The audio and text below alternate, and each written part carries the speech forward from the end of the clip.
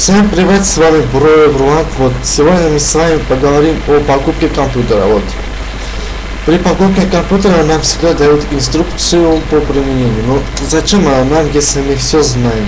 Ну, те, кто не знает, что куда подключать, зовут своих друзей и подключают. Вот, например, страница 71, глава 1, введение. Благодарим вас за покупку материнской платы. Вот что это за хрень материнские платы? Откуда тут взялась материнская плата? Ну, если кто знает, что это такое, пускай мне пишут в комментариях в YouTube внизу. Вот. Второе. Буду читать.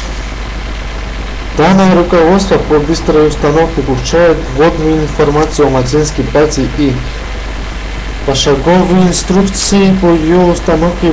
Более подробные сведения о оплате можно найти в руководстве пользователя о компакт-диске поддержки.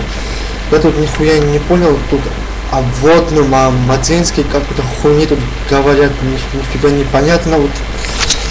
Ладно, тут хуйня когда происходит. 72-я страница у нас это спецификация какая-то, не знаю. Осторожно, пункт 8. Что за пункт 8? Что у нас тут?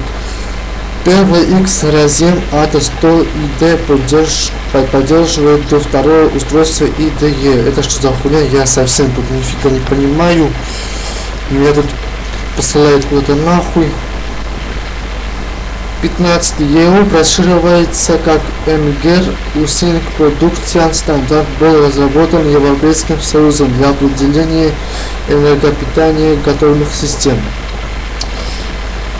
Ладно, я знаю, что эта книга только для дебилов, но не в такой степени, чтобы такую дебилисту писать. Информация о BIOS. Утилита настройка BIOS. BIOS тут хранится до флеш-памяти на материнской плате.